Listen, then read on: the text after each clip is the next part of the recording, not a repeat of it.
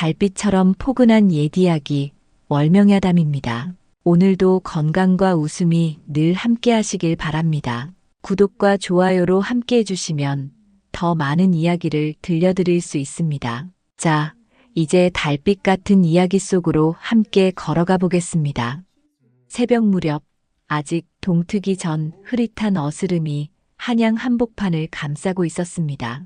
윤설아는 창문 틈으로 스며드는 차가운 바람에 몸을 움츠렸습니다. 한때 3대를 이어온 양반가의 규수였던 설아였으나 이제는 몰락한 집안의 마지막 혈육이 된 처지였지요. 아가씨, 마지막 짐을 챙기셨사옵니까? 늙은 노비 가뿐이가 떨리는 목소리로 물었습니다. 설아는 고개를 끄덕이며 작은 보따리를 품에 꼭 안았습니다. 그 안에는 어머니의 유품인 비녀 하나와 아버지가 남긴 서책 몇 권뿐이었습니다. 가뿐아, 그동안 고생이 많았다. 설아의 목소리에는 애잔함이 묻어 있었습니다. 가뿐이는 눈시울을 붉히며 무릎을 꿇고 절을 올렸습니다. 아가씨께서 어찌 이런 고생을.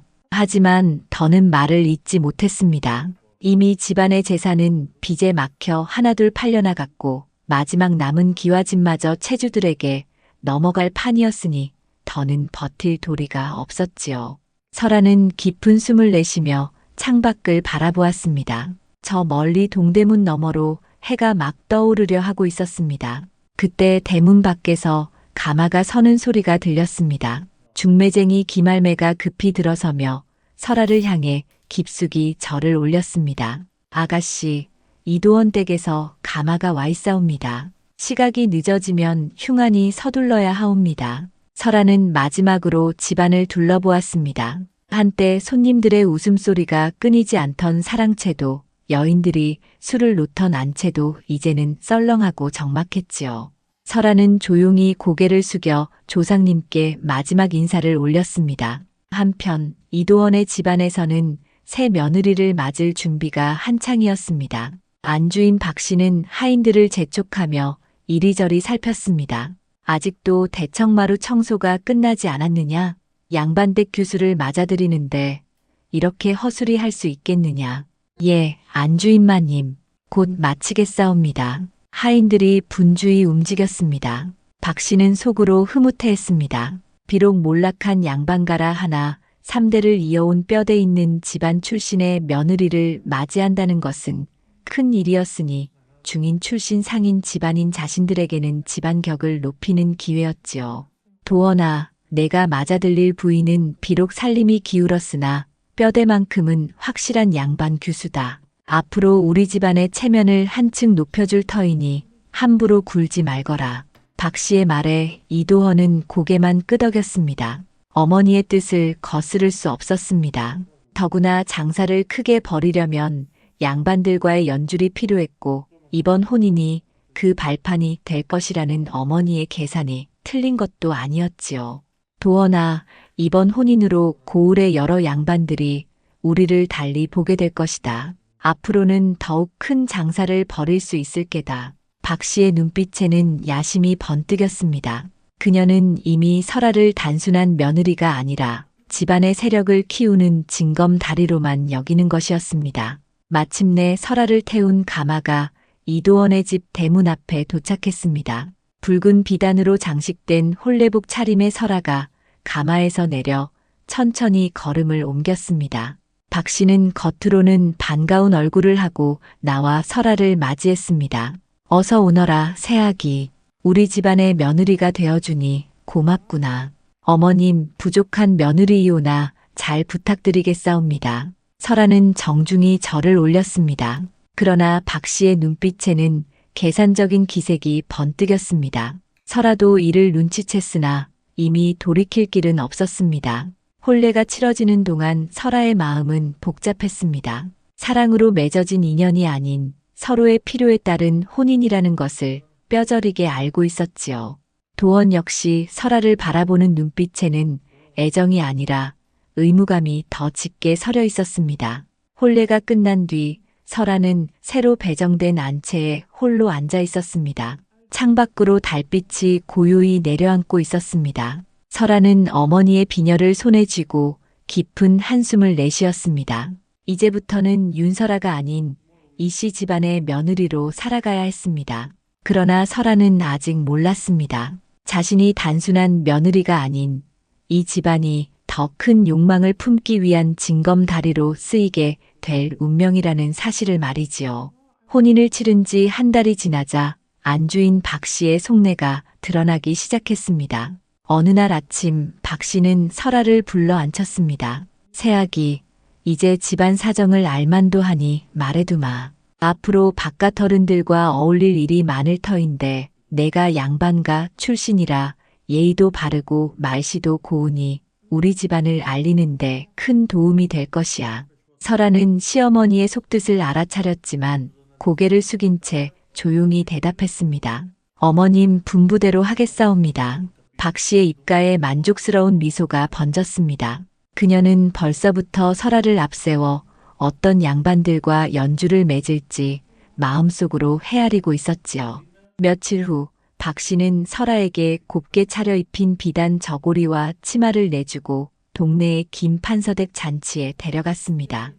잔치자리에서 부인들이 모여 담소를 나누는 사이 박 씨는 놓치지 않고 말했습니다. 저희 며느리는 윤 참판댁 따님이옵니다. 비록 집안은 기울었으나 3대를 이어온 양반가이지요. 순식간에 시선이 설아에게 쏠렸습니다. 설아는 품위 있게 인사를 올렸고 부인들은 그녀의 단정한 자태에 감탄했습니다. 박 씨는 속으로 쾌재를 불렀습니다. 이제 자신들의 집안격이 한층 높아질 것이 분명했지요. 그날 밤 박 씨는 도원을 불러 앉혔습니다. 도원아, 오늘 김판서 부인께서 우리 며느리를 보시고 크게 칭찬하시더구나. 이제는 본격적으로 양반들과 거래를 터야겠다. 도원은 고개를 끄덕였습니다. 중인 출신으로는 엄두도 내지 못했던 양반가의 물품을 맡아 공급할 수 있다면 그것이 곧 큰 이익이 될 터였으니까요. 이후로 박 씨는 설아를 데리고 여러 양반댁을 드나들기 시작했습니다. 설아의 고운 언행과 깊은 교양은 어디서나 칭찬을 받았고 박 씨는 그때마다 며느리를 내세워 자랑했습니다. 그러나 정작 집안에서는 달랐습니다. 새아기, 오늘 박 영감댁에서 비단을 대량으로 주문하셨다. 내가 직접 가서 인사를 드리고 오너라. 양반가 규수가 직접 나서야 더욱 믿음을 주는 법이지. 설아는 날마다 여러 집을 돌며 남편의 장사를 도와야 했습니다. 때로는 무거운 물건을 나르는 수고까지 짊어졌으나 설아는 묵묵히 그 일을 해냈습니다. 어느 날 저녁 지쳐 돌아온 설아를 향해 박 씨가 냉랭하게 말했습니다. 새아기, 내가 비록 양반가 출신이라 하나 이제는 우리 집안의 며느리다. 집안을 일으키는 것이 내 몫이니라. 설아는 고개를 숙이며 대답했습니다. 예, 어머님. 박 씨의 욕심은 점점 더 커졌습니다. 그녀는 설아를 통해 알게 된 양반들과 사돈을 맺을 궁리까지 하며 기회를 엿보았습니다. 하루는 이웃 최 참봉댁 부인과 담소를 나누다가 속내를 드러냈습니다. 최 부인, 저희 며느리 덕에 이제는 양반댁들과도 자연스레 어울리게 되었지요. 혹여 좋은 혼처가 있거든 제 아들과도 인연을 맺어주시면 좋겠사옵니다. 최 부인은 그 말에 빙긋 웃으며 속으로 혀를 찼습니다. 중인 집안에서 감히 양반가와 사돈을 맺겠다는 욕심이 가소로웠던 까닭이지요. 그 무렵 설아는 날마다 바깥일에 시달리면서도 집안에서는 시어머니와 하인들 눈치를 보며 지내야 했습니다. 안살림은 물론 빨래며 부엌일까지 홀로 도맡아야 했습니다. 그러던 어느 날 밤 도원이 설아의 방으로 들어왔습니다. 설아, 수고가 많구나. 별 말씀을요 서방님. 마땅히 해야 할 일이옵니다. 도원은 설아의 손을 바라보다가 낮은 목소리로 말했습니다. 어머님 뜻을 거스를 수 없어 이렇게 되니 조금만 더 참고 견뎌주거라. 머자나 나아질 게다. 설아는 쓸쓸한 미소를 지었습니다. 자신이 단순한 며느리가 아니라 이 집안의 야심을 위한 도구에 지나지 않는다는 사실을 뼈저리게 깨달았지요. 그날 밤 창밖에는 매서운 겨울바람이 불어왔습니다. 설아는 홀로 앉아 어머니의 비녀를 만지작거리며 길게 한숨을 내쉬었습니다. 양반과 규수로 자라온 자신이 이제는 남의 욕망을 채우는 도구가 되어버린 현실이 애달팠습니다. 그날 밤 설아는 깊은 잠에 들지 못했습니다. 그러나 그녀는 아직 알지 못했습니다. 더 큰 시련이, 더 깊은 고통이 기다리고 있다는 것을 말이지요. 봄이 깊어갈 무렵 안주인 박 씨에게 더 큰 기회가 찾아왔습니다. 새로 부임한 고을의 홍현감에게는 연희라는 외동딸이 있었지요. 21살의 연희는 고운 얼굴에 당찬 기품을 지녔고 아버지의 권세를 등에 업고 자라 당당하기 이를 데 없었습니다. 어느 날 박 씨는 홍현감댁 잔치에서 연희를 보자 눈빛이 번뜩였습니다. 현감의 딸과 혼인 인연을 맺는다면 지금까지와는 비교할 수 없는 권세를 얻을 수 있을 터였습니다.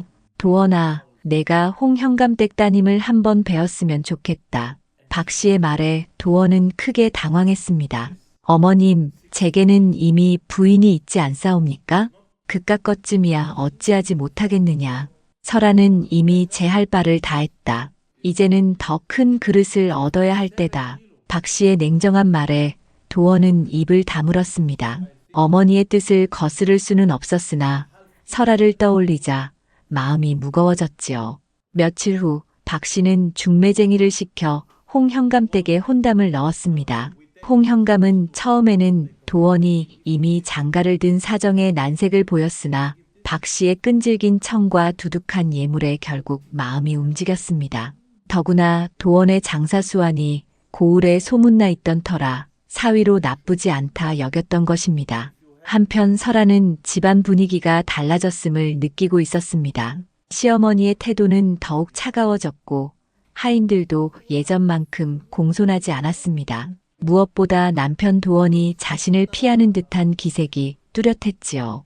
어느 날 밤 설아는 조심스레 입을 열었습니다. 서방님, 혹 제가 잘못한 일이 있사옵니까? 도원은 설아의 맑은 눈을 바라보며 가슴이 저려왔습니다. 그러나 차마 사실을 말할 수 없었습니다. 아니다 설아.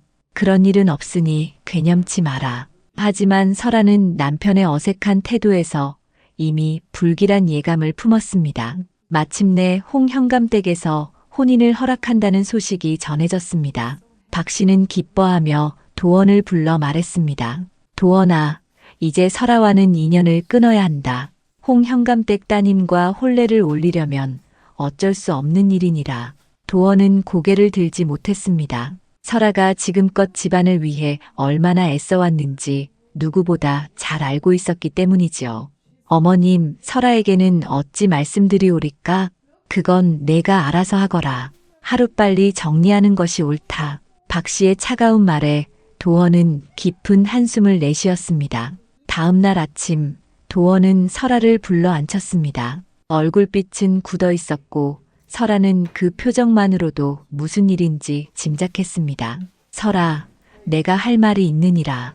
예, 서방님, 말씀을 하옵소서.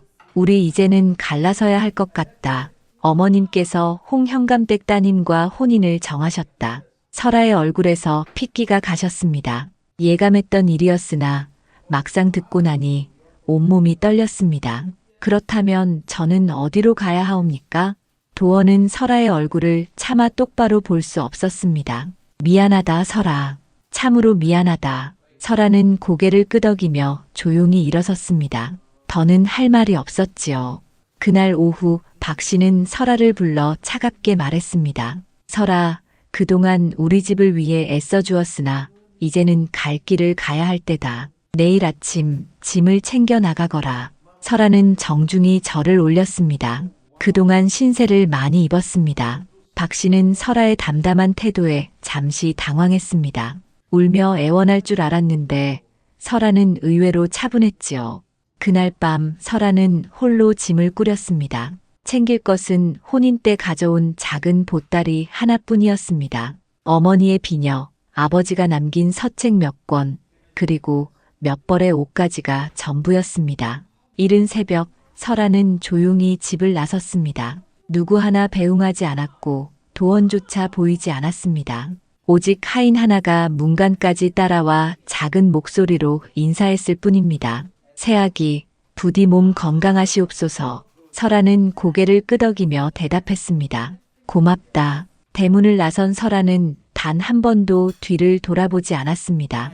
친정은 이미 사라졌고 기댈 곳이라고는 어디에도 없었습니다. 설아는 보따리를 품에 안은 채 막막한 길 위에 섰습니다. 하늘에는 먹구름이 몰려와 있었고 곧 비가 쏟아질 기세였습니다. 설아는 하늘을 우러러 깊은 숨을 내쉬었습니다. 이제는 참으로 혼자가 된 것이지요. 바람이 불어와 설아의 치맛자락을 흔들었습니다. 그녀는 보따리를 고쳐들고 천천히 걸음을 옮겼습니다. 어디로 가야 할지 알 수는 없었으나 그래도 나아가야만 했습니다. 비는 밤새 내렸습니다. 설아는 길가의 작은 주막에서 하룻밤을 보냈습니다. 주막 주인은 초라한 행색의 설아를 흘겨보았으나 설아가 정중한 말씨로 하룻밤 신세를 청하자 마지못해 구석진 방 하나를 내어주었지요. 새벽이 밝자 설아는 얼마 남지 않은 돈을 헤아리며 깊은 걱정에 잠겼습니다.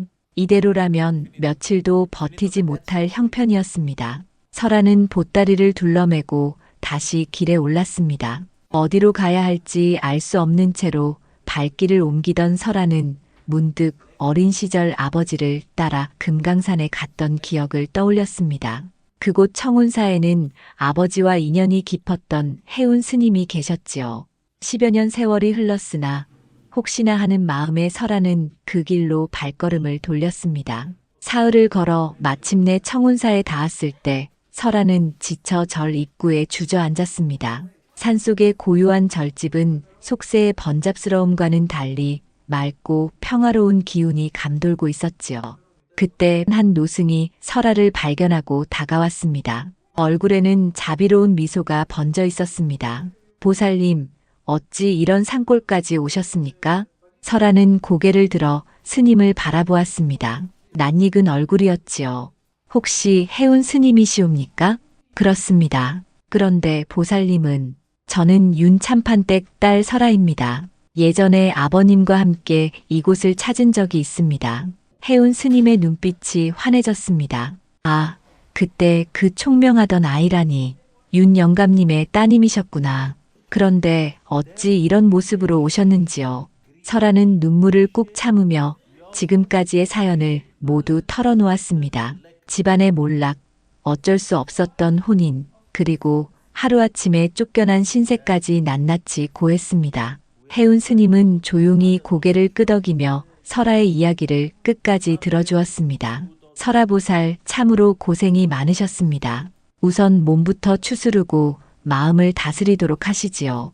스님은 설아를 절 안으로 안내하고 작은 방 하나를 내주었습니다. 며칠은 머물며 쉴 수 있도록 배려해 주었지요.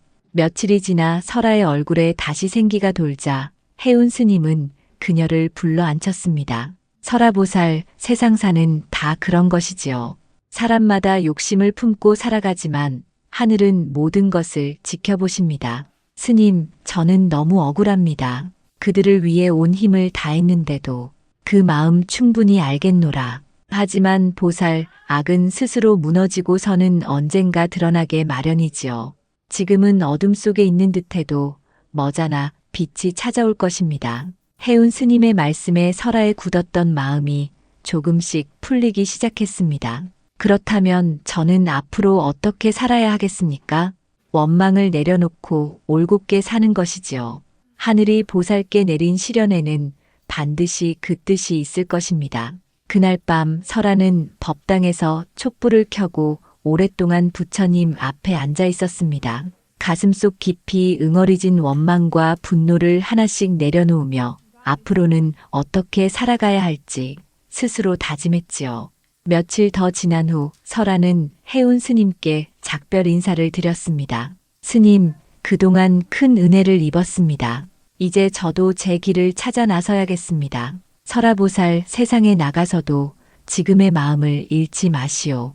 힘들면 언제든 이곳을 찾아오시게. 스님은 작은 보자기에 쌀과 몇 푼의 돈을 싸서 내주었습니다. 많지는 않으나 당분간 도움이 될 것이니 받으시오. 설아는 깊은 절을 올렸습니다.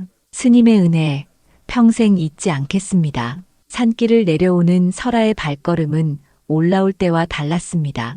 여전히 갈 길은 막막했으나 마음만은 한결 가벼워졌지요.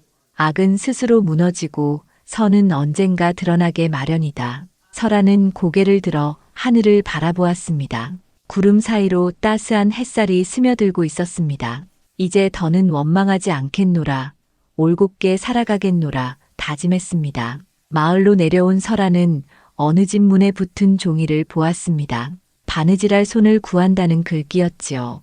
설아는 용기를 내어 문을 두드렸습니다. 실례하옵니다. 바느질 일을 구한다 하여 찾아왔습니다. 집주인 노부인이 나와 설아를 위아래로 훑어보았습니다. 솜씨가 있겠느냐?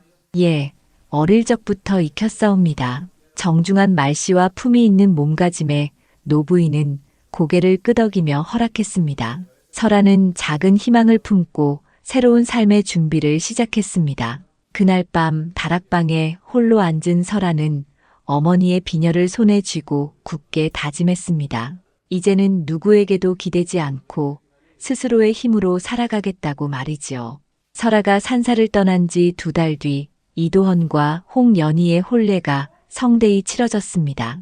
박 씨는 현감의 사위가 된 아들을 자랑스러워하며 더 큰 야심을 품게 되었지요. 혼례가 끝난 다음 날 박 씨는 도헌과 연희를 불러 앉혔습니다. 이제 우리 집안도 제대로 된 양반가와 손을 잡았으니 장사를 크게 벌여야 한다. 연희야, 내 아버지께 부탁드려 관청 물품 납품을 맡을 수 있도록 해다오. 연희는 거만한 웃음을 지으며 대답했습니다. 그런 일쯤이야 어렵지 않습니다.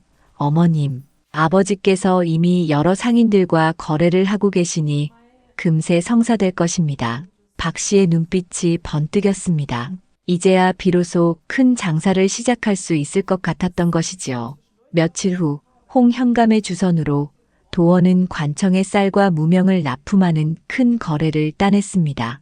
그러나 욕심이 끝없는 박 씨는 더 많은 이익을 노렸습니다.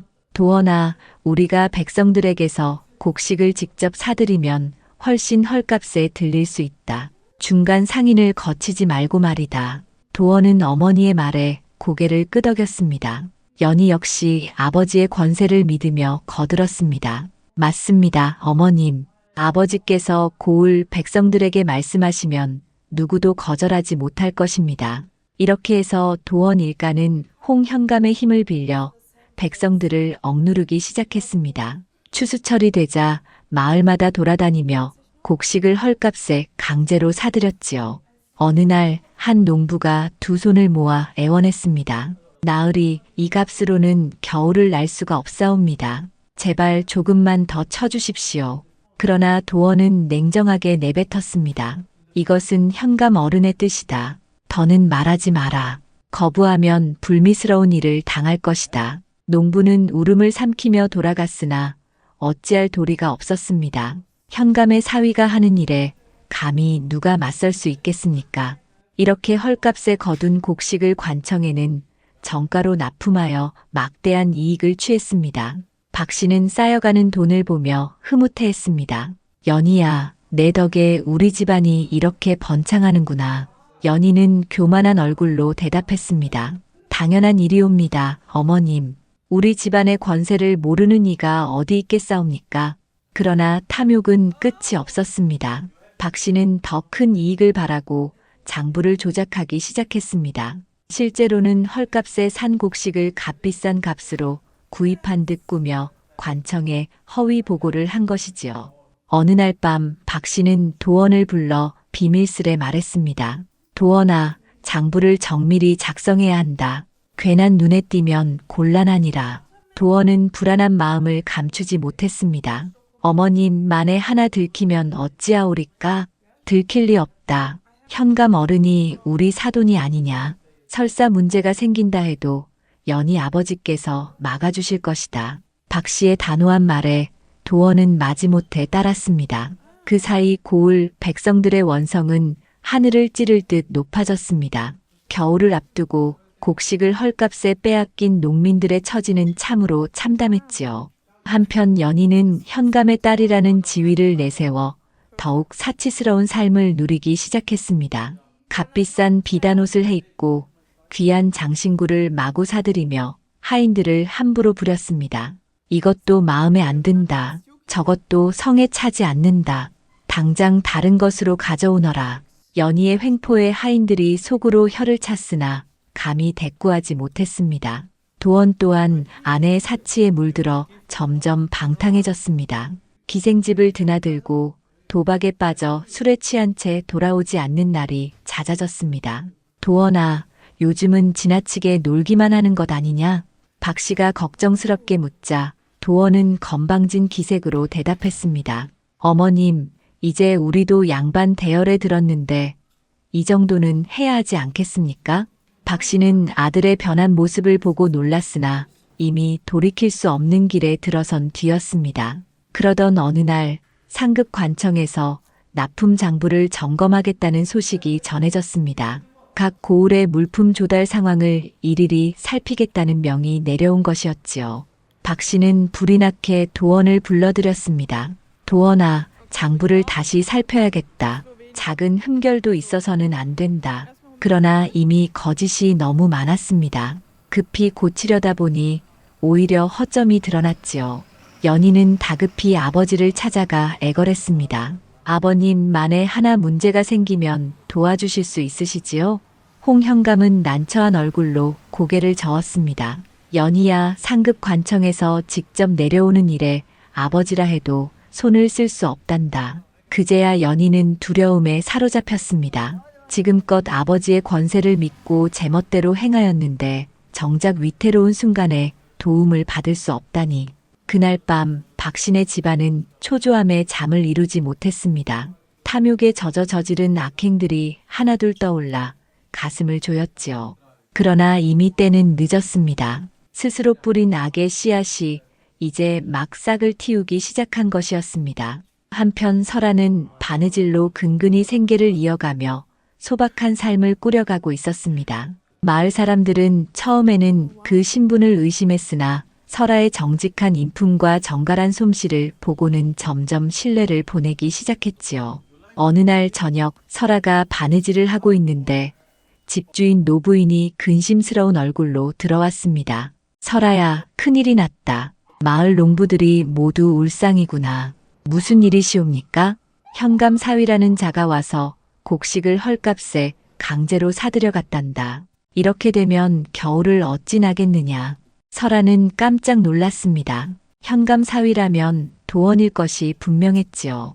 혹 그 사위가 이도헌이라는 사람입니까? 그렇다. 내가 어찌 아느냐? 설아는 잠시 망설이다가 차분히 대답했습니다. 그저 이름을 들어본 적이 있을 뿐이옵니다. 노부인은 깊은 한숨을 내쉬었습니다. 농부들이 하도 억울해하니 누군가는 관아에 하소연을 해야겠으나 현감 사위의 일이라니 누가 감히 나서겠느냐. 그날 밤 설아는 깊은 고민에 빠졌습니다. 자신을 버린 도원에 대한 원망이야 사무치지만 무고한 백성들이 고통받는 모습을 외면할 수는 없었지요. 며칠 후 설아는 청운사를 찾아가 해운 스님을 뵈었습니다. 스님은 반갑게 맞으며 물었습니다. 설아보살, 어찌 다시 이곳을 찾으셨습니까? 설아는 마을에서 벌어지고 있는 일들을 낱낱이 전했습니다. 도원 일가가 현감의 권세를 등에 업고 백성들을 괴롭히고 있다는 이야기를 들은 해운 스님의 얼굴은 굳어졌습니다. 참으로 개탄스러운 일이로다. 권세를 빌려 백성들을 괴롭히다니. 스님, 저는 어찌해야 하옵니까? 저들을 생각하면 원망스럽지만 백성들이 괴로워하는 것을 보니 제 마음이 아픕니다. 해운 스님은 잠시 생각에 잠겼다가 말씀하셨습니다. 설아보살, 사사로운 원한과 공의는 엄연히 다른 것이지요. 백성들의 고통을 모른 채 하는 것은 바른 길이 아닙니다. 그 뒤 해운 스님은 몰래 피해를 본 농민들을 찾아가 사정을 들었습니다. 처음엔 그들도 입을 닫았으나 스님의 따뜻한 위로에 차츰 마음을 열었습니다. 스님, 억울합니다. 해마다 힘겹게 지은 곡식을 헐값에 빼앗기고 나니 올겨울은 굶어 죽을 판이옵니다. 현감나리의 사위라 하니 감히 거역할 수도 없고 그렇다고 이대로 당할 수도 없으니 원통합니다. 농부들의 하소연은 끝이 없었지요. 해운 스님은 그들의 증언을 정리해 상급 관청에 올릴 장계를 작성했습니다. 젊은 시절 학문을 익혔던 터라 글이 매끄럽고 설득력이 있었지요. 그 무렵 도 관찰사 휘하의 김포교가 고을을 돌며 민정을 살피고 있었습니다. 그는 청렴하고 강직하기로 소문난 관리였습니다. 김포교가 이 고을에 도착하자 해운 스님이 찾아가 장계를 내밀었습니다. 나으리, 이 고을에서 벌어진 부정을 고발하고자 합니다. 김포교는 장계를 받아들고 심각한 얼굴로 읽었습니다. 현감의 사위가 백성들의 곡식을 강제로 헐값에 사들이고 허위 장부를 꾸며 관청에 보고했다는 말이 사실이요? 예, 나으리. 피해 농민들의 증언이 여럿 있사옵니다. 김포교는 곧장 조사에 착수했습니다. 피해 농민들을 불러 하나씩 증언을 들었습니다. 정녕 현감 사위가 그런 짓을 하였단 말이냐? 예, 나으리. 정가의 절반도 안 되는 값을 내고 거절하면 불미스러운 일이 있을 것이라 협박하였습니다. 장부는 어떻게 꾸며졌는지 아느냐? 저희가 받은 값보다 훨씬 비싸게 구입한 것처럼 적혀 있다고 들었습니다. 농민들의 증언이 모이자 사건의 윤곽이 드러나기 시작했습니다. 김포교는 도원집에서 장부를 압수하여 면밀히 살펴보았습니다. 이것은 분명한 공금 횡령이요. 백성을 협박해 곡식을 강탈한 중죄이기도 하도다. 김포교의 조사 소식이 전해지자 홍 현감은 크게 당황했습니다. 서둘러 도원을 불러 꾸짖었습니다. 도헌, 정말 그런 짓을 저질렀단 말이냐? 도원은 얼굴이 사색이 되어 더듬거렸습니다. 장인어른, 저희도 어쩔 수 없었습니다. 모두 어머님께서 이 못난 자식아, 내가 사위를 잘못 들였구나. 홍 현감은 자신의 입지마저 위태로워졌음을 깨달았습니다. 사위의 죄에 자신까지 연루될 판이었지요. 박 씨는 연희와 함께 김포교를 찾아가 애써 사정을 하소연했습니다. 나으리, 저희가 잘못하였습니다. 부디 한 번만 눈 감아 주시옵소서. 그러나 김포교는 단호했습니다. 법 앞에는 귀천이 없소. 현감의 사위라 하여 예외가 될 수는 없지요. 이때 설아도 나섰습니다. 나으리, 저는 이도원의 전 부인이옵니다. 그들이 평소 어떤 행실을 보였는지 말씀드리겠사옵니다. 설아의 담담하면서도 진실한 증언은 김포교에게 깊은 울림을 주었습니다. 이미 증거와 증언이 충분했으므로 김포교는 곧 관찰사에게 보고를 올렸습니다. 마침내 도원 일가의 악행이 세상에 드러나고 말았습니다. 스스로 뿌린 악의 씨앗이 독한 열매로 되돌아온 것이지요. 김포교의 장계가 관찰사에게 전달된 지 며칠 후 한양에서 급보가 내려왔습니다. 도 관찰사가 직접 이 사건을 중대하게 여겨 즉시 처리하라는 명이 내린 것이지요. 그 소식이 전해지자 홍 현감은 밤잠을 이루지 못했습니다. 사위의 부정이 자신에게까지 화를 미칠 것이 뻔했기 때문입니다. 연희야, 이제 우리도 끝장이로구나. 홍 현감이 깊은 한숨을 내쉬자 연희는 울음을 터뜨렸습니다. 아버님, 정말로 다른 방도가 없사옵니까? 이미 상급 관청에서 눈을 부릅뜨고 지켜보는데 어찌하겠느냐. 아비도 책임을 명키 어렵게 되었구나. 한편 도원의 집에서는 박 씨가 급히 재산을 정리하려 들었습니다. 그러나 이미 늦었습니다. 김포교가 포졸들을 이끌고 집 앞에 나타난 것이지요. 이도헌과 박 씨를 체포하라. 나으리, 저희가 무엇을 잘못하였다고 이러십니까? 박 씨가 발버둥을 쳤으나 소용이 없었습니다. 공금 횡령과 백성 수탈의 죄로 체포한다. 모든 재산은 관에서 몰수한다. 포졸들이 들이닥쳐 집 앞물건들을 목록에 적어가며 압수했습니다. 값비싼 가구와 장신구, 비단옷이 하나둘 끌려 나왔습니다. 연희는 그 광경을 보고 기절할 듯하며 소리쳤습니다. 이럴 수가, 우리가 현감의 집안인데. 그러나 포졸들은 아랑곳하지 않았습니다. 법 앞에서는 신분이 따로 없었기 때문이지요. 도원과 박 씨는 곧바로 관아의 감옥에 갇혔습니다. 화려하던 옷은 죄수의 차림으로 바뀌었고 거만하던 얼굴에는 초라함만이 남았습니다. 김포교는 관찰사의 명을 받아 엄중히 신문을 시작했습니다. 이도헌, 내가 백성들의 곡식을 강제로 헐값에 사들인 것이 사실이냐? 그것은 장부를 조작하여 관청을 속인 것도 사실이냐? 도원은 더 이상 부인할 수 없었습니다. 증거가 산처럼 쌓여 있었기 때문입니다. 죄송하옵니다. 박씨 역시 마찬가지였습니다. 교만하던 기세는 사라지고 초라한 모습으로 애걸했습니다. 나으리, 한 번만 살려주십시오. 다시는 그런 짓 하지 않겠사옵니다. 그러나 김포교는 단호했습니다. 이미 수많은 백성이 피해를 입었거늘 어찌 눈 감아줄 수 있겠느냐. 법대로 다스릴 수밖에 없다. 며칠 후 관찰사로부터 최종 판결이 내려졌습니다. 도원은 유배형을 받고 박씨는 곤장을 맞은 뒤 방면되었습니다. 모든 재산은 몰수되어 피해를 본 백성들에게 보상금으로 나누어졌지요. 홍현감의 처지는 더욱 비참했습니다. 사위의 죄에 연루되어 파직은 물론 먼 고을로 좌천되었습니다. 한때 고을을 호령하던 현감이 하루아침에 몰락한 것입니다. 아버님, 이제 저희는 어떻게 살아야 합니까? 연희가 울며 매달렸으나 홍현감은 고개를 떨군 채 한마디 했습니다. 모든 것이 다 우리의 탐욕 때문이로다. 소식이 퍼지자 고을 사람들은 저마다 다른 반응을 보였습니다.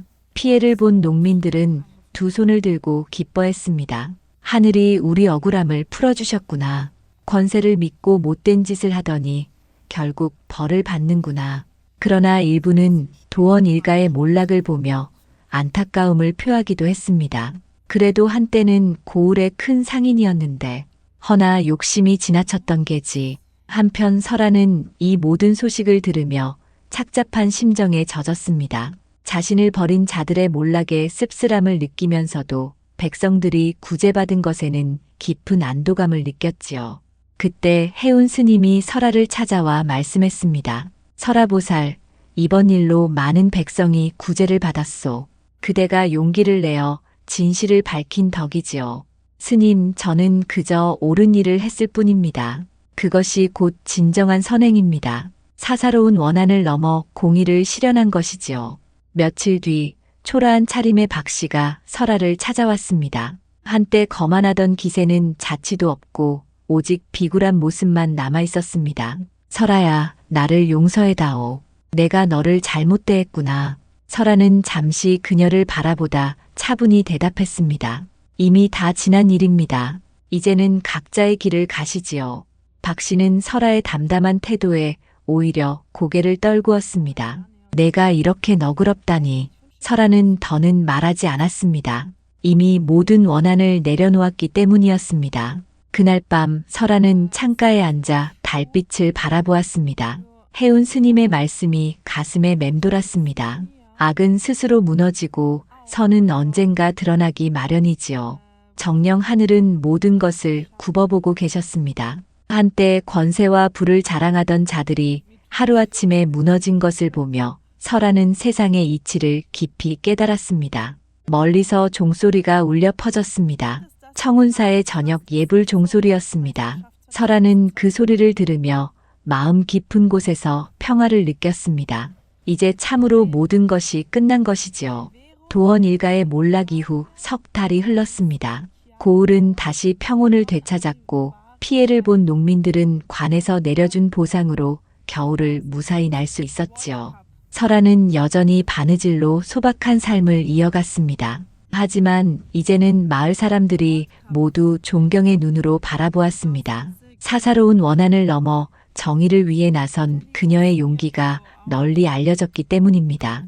어느 날 아침 김포교가 설아를 찾아왔습니다. 설아 부인, 그간 평안하셨습니까? 나으리, 어찌 이 누추한 곳까지. 부인께서 이번 일에 큰 공을 세우셨기에 관찰사 어른께서 포상을 내리고자 하십니다. 설아는 정중히 고개를 숙였습니다. 나으리, 저는 다만 마땅한 일을 했을 뿐이옵니다. 포상은 사양하겠습니다. 김포교는 설아의 겸손한 태도에 감탄했습니다. 부인의 그 마음가짐이야말로 진정한 덕행이로다. 그날 오후 해운 스님이 설아를 찾아왔습니다. 스님의 얼굴에는 따스한 미소가 어려 있었습니다. 설아보살, 이제 마음이 한결 가벼워지셨을 것이지요. 예, 스님. 처음에는 원망도 있었으나 이제는 모두 내려놓았습니다. 그것이 바로 해탈이니라. 하늘의 이치가 어김없이 드러났으니 이제 보살께서는 새로운 삶을 걸어가시기를 바라오. 해운 스님은 설화를 일컬어 말했습니다. 설화보살은 이 고을의 참된 현인이라.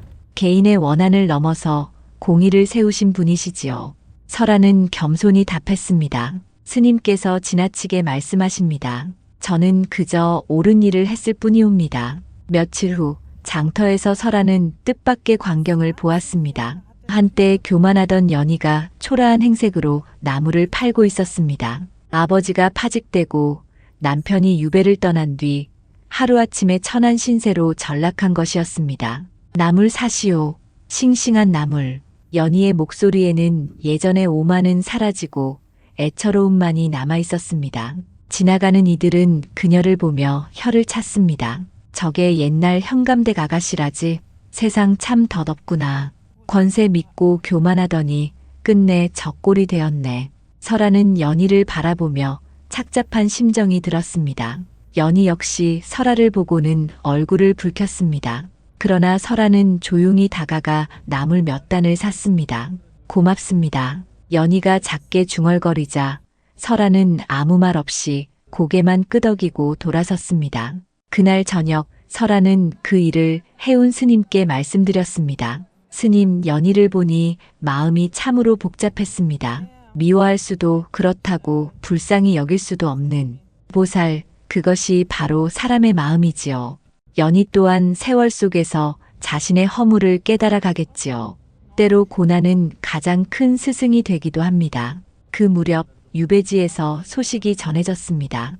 도원이 병을 이기지 못하고 세상을 떠났다는 것이었습니다. 술과 방탕으로 몸을 상한 그가 유배지의 고된 삶을 견디지 못한 것이지요. 박 씨는 아들의 부음을 듣고 통곡했습니다. 한때 자랑스럽던 아들이 이렇게 비참하게 생을 마친 것이었습니다. 내가 욕심만 부리지 않았다면 뒤늦은 후회였으나 이미 돌이킬 길은 없었습니다. 소식을 들은 설화는 한동안 마음이 무거웠습니다. 자신을 버린 남편이었으나 죽음 앞에서는 원망보다 안쓰러움이 앞섰던 것이지요. 그의 가을, 고을에 새 현감이 부임했습니다. 그는 청렴하고 백성을 사랑하는 인물이었습니다. 새 현감은 설화의 이야기를 전해 듣고 크게 감탄했습니다. 이 고을에 그런 의로운 부인이 계시다니 참으로 다행된 일이오. 현감은 설화를 관하로 불러 정중히 맞았습니다. 부인의 의로운 행실이 고을 기강을 바로잡는데 큰 보탬이 되었습니다. 설화는 겸손히 고개를 숙였습니다. 저는 다만 백성의 한 사람으로서 마땅히 할 일을 했을 뿐이옵니다. 현감은 더욱 감탄하며 말했습니다. 부인과 같은 이가 있기에 이 고을이 복된 것이오. 그로부터 설화는 사람들 사이에서 의로운 부인이라 불리며 존경받았습니다. 어려운 일이 생기면 백성들은 그녀를 찾아와 의논했고 설화는 언제나 따뜻히 맞아주었습니다. 어느 날 해운 스님이 설화에게 말씀했습니다. 설화보살, 이제 진정한 행복을 찾으셨습니다. 권세나 재물이 아닌 마음의 평안과 사람들의 존경을 얻으셨으니 말입니다. 스님 말씀이 옳습니다. 예전에는 남의 눈을 의식하며 살았으나 이제는 제 양심을 따르는 삶을 살고 있습니다. 설화는 창밖을 바라보며 말했습니다. 세상에는 수많은 일이 일어나지만 결국 선한 마음으로 사는 것이 가장 귀한 일인 듯합니다. 그날 밤 설화는 어머니의 비녀를 손에 쥐고 생각에 잠겼습니다. 몰락한 양반가에서 태어나 온갖 시련을 겪었으나 이제는 진정한 평안을 얻은 것이지요. 하늘에는 별빛이 총총히 빛나고 있었습니다. 설화는 그 빛을 바라보며 마음속으로 다짐했습니다. 앞으로도 변함없이 올곧게 살아가겠다고 말입니다. 이리하여 한 여인의 고난과 시련은 끝이 나고 권선징악의 이치는 온전히 드러났습니다.